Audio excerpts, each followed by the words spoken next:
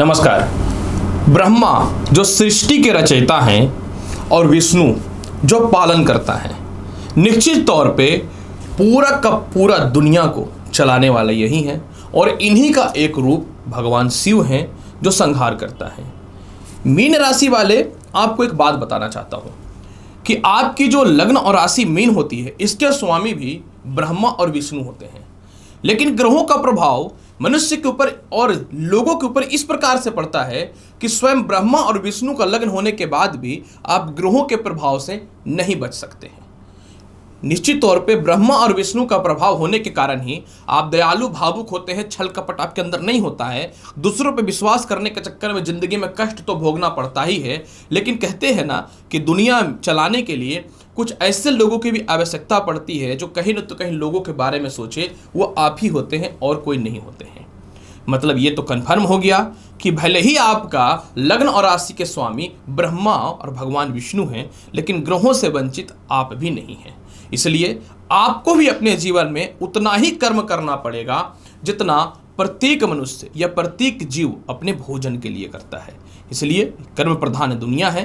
कर्म करोगे तो भाग्य एक्टिव होगा, जब भाग्य एक्टिव होगा तो जीवन में सफल होगे, और जब जीवन में सफल होगे तभी लोगों को आपकी क्वालिटियां दिखेंगी। जब तक तुम असफल हो तब तक चुन चुन के लोग आपकी कमियों को निकाल करके आप पे ही थोपते रहेंगे और हर जगह पे बेइज्जत करते रहेंगे। यह संसार का नियम है।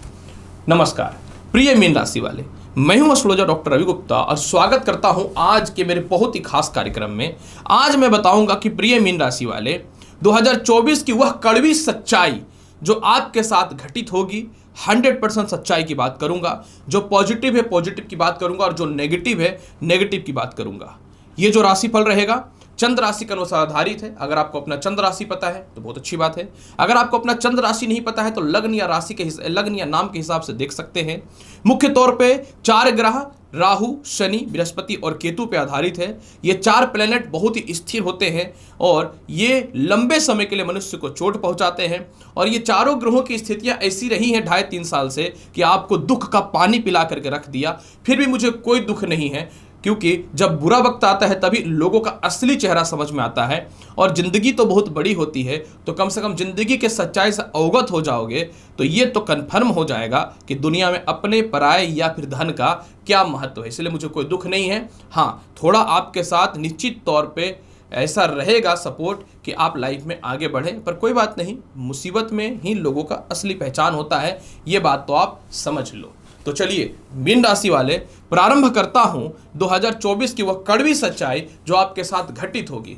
प्रिय मीन राशि वाले, सबसे पहला मैं शुरुआत कर देता हूं, आप समझ लेना, बहुत अच्छी बात बताता हूं।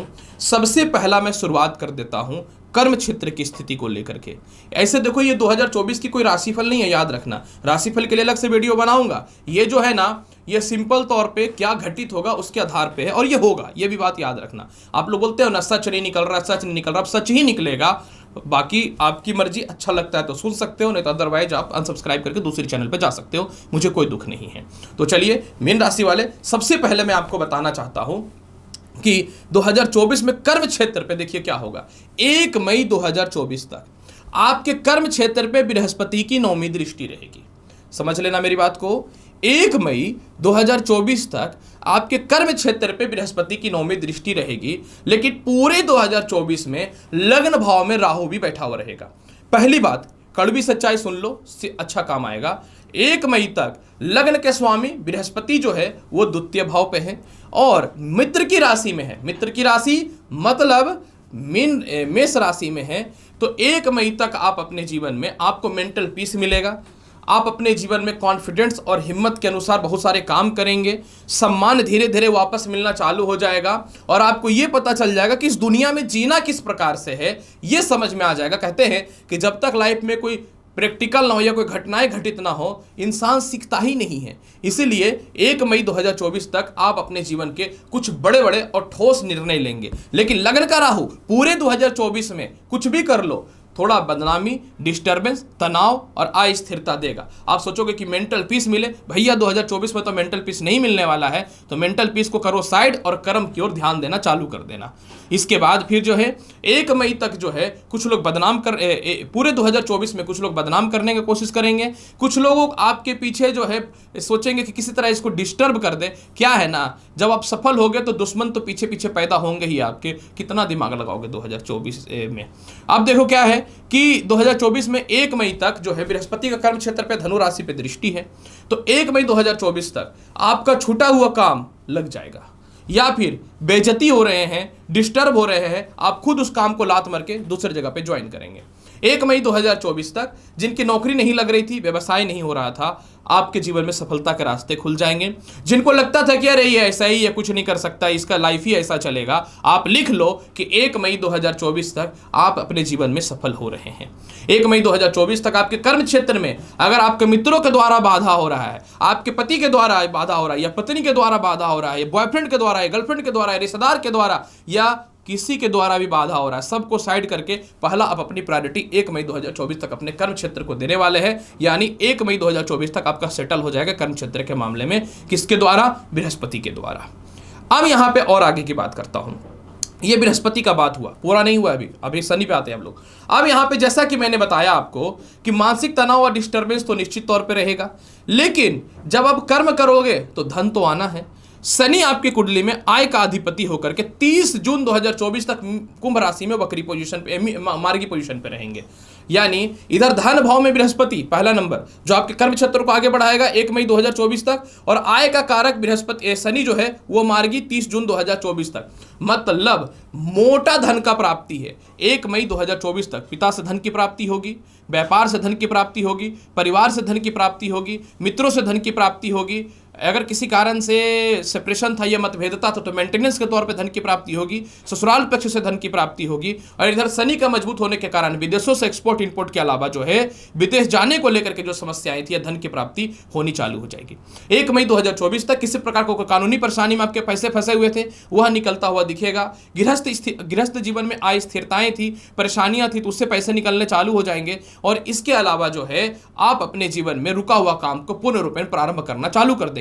मतलब एक बात तो कंफर्म हो गया कि 30 जून 2024 तक कहीं से भी धन की कमी, मोटे धन की कमी तो नहीं हो रहा है। एक बात आप याद रख लेना।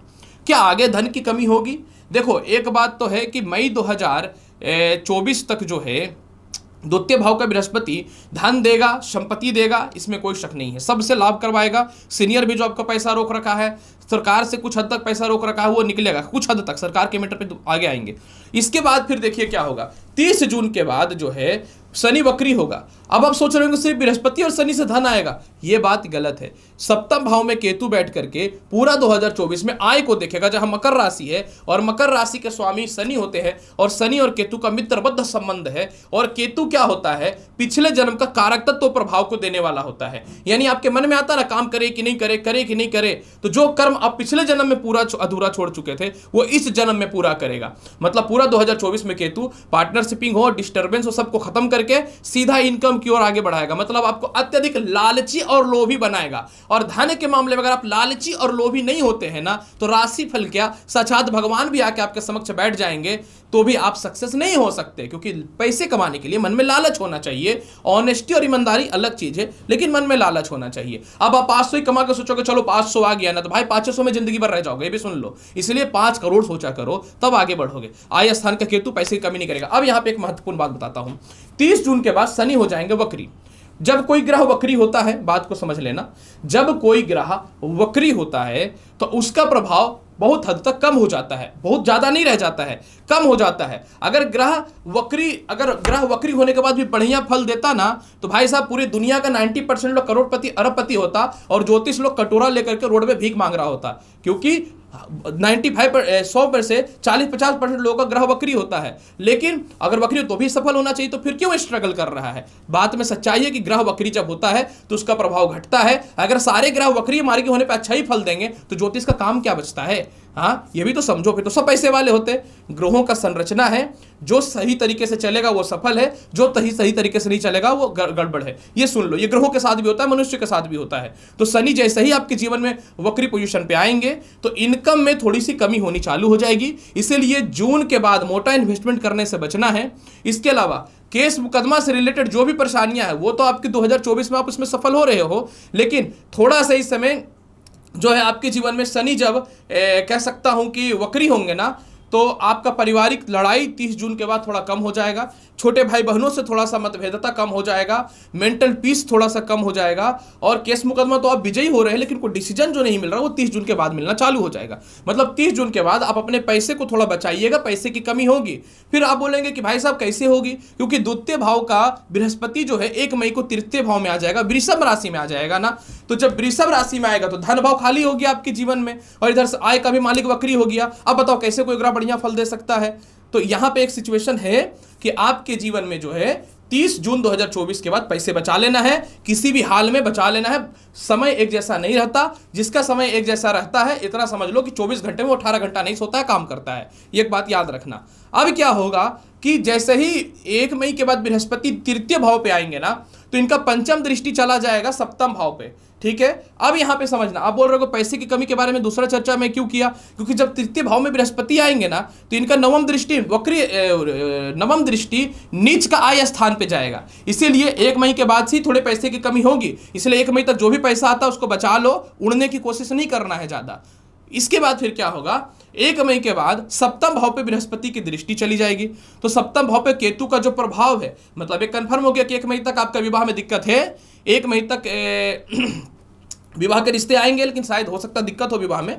ये कह सकता हूं कि जिनका नया विवाह होना उनके लिए तो खैर 2024 ठीक है, लेकिन जिनका मतभेद है, अस्थिरता है, लव लाइफ खराब है, जिनको लव लाइफ को ठीक करना है, जीवन साथी का स्वास्थ्य खराब चल रहा है, द्वितीय संतान को लेकर मतभेदता है, या द्वितीय संतान आपसे दूर बैठे हुए हैं, तो 1 मई के बाद इस मामले में मीन राशि वाला आपका सुधार होना चालू हो जाएगा। ये समझ लो, मतलब 1 मई के बाद आपके जीवन में 100% जो है आपका वैवाहिक जीवन ठीक होगा, विवाह के रिश्ते अच्छे आएंगे, लाइफ ठीक होगा, छोटे भाई बहनों से तालमेल ठीक हो जाएंगे, खानदानी संपत्ति का विवाद ठीक हो जाएगा। लेकिन बड़े भाई बहनों से मतभेदता बढ़ जाएगी, क्योंकि जब आप सफल हो जाओगे तो लोग आ जाएंगे लालच बन के, लालची जब बनेंगे तो सोचेंगे कुछ मेरे को भी दे दे। अब आप ठहरे भैया राजा सत्य हरिश्चंद्र के पूर्वज, तो आप तो लोगों की सहायता करेंगे ही, लेकिन घबराने की बात नहीं है। शनि बहुत कुछ सिखा चुका है कि जिंदगी में अपना ही अपना है, जो अपना नहीं वो अपना नहीं है। एक बात याद रखना, अब यहाँ पे मैं तो बोलता हूँ कि जिंदगी में भी फॉर्मूला लेकर चलो, जो मेरा है मेरा, जो तेरा वो भी मेरा है, तभी लाइफ में ज्यादा सक्सेस करोगे। अब यहाँ पे आगे की स्थिति की बात करूँ तो आपके बाद मतलब सुख समृद्धि ठीक हो जाएगा, कुछ हद तक पार्टनरशिपिंग की स्थिति ठीक हो जाएगी, नौकरी व्यवसाय में बदलाव अच्छा हो जाएगा, लेकिन पैसे की कमी मई 2024 से आपको थोड़ी सी दिखनी चालू हो जाएगी। तो आपको पैसे बचाने चाहिए। क्या वाकई में कुछ और परिवर्तन हो सकता है? बिल्कुल। 1 मई के बाद संतान सुखों में वृद्धि है, सेपरेशन खत्म होगा, वैवाहिक जीवन ठीक होगा, कर्म क्षेत्र का मालिक का तीसरे भाव में जाने के कारण पिता से तालमेल आपके ठीक होंगे, छोटे भाई बहन का स्वास्थ्य या उनके कारण डिस्टर्बेंस या खानदानी संपत्ति है ठीक होना चालू हो जाएगा। और तीसरे भाव से चतुर्थ भाव का सुख का मालिक होता है, सामाजिक इज्जत भी आपके जीवन में मिलना चालू हो जाएगा। तो प्रिय मीन राशि वाले, ये वास्तविक तौर पे 2024 की स्टोरी है। बाकी बीच में जो राशिफल की कहानी तो मैं बताता ही रहूंगा, चिंता करने की बात नहीं है।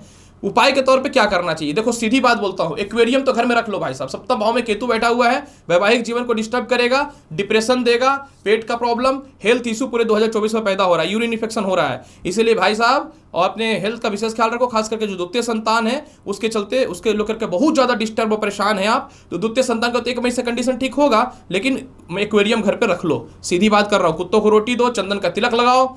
इसके अलावा सैटरडे के दिन दारू पीना बंद कर दो, कोई भी नशा करना बंद कर दो, नॉनवेज खाना बंद कर दो, और इसके बाद जो करना है करो, कोई दिक्कत नहीं है। और मेंटल पीस बना करके रखो, ये सबसे ज्यादा जरूरी रहेगा, लगन का केतु डिस्टर्ब कर सकता है। ये रहा 2024 का कड़वी सच्चाई जो आपके साथ घटित होगी।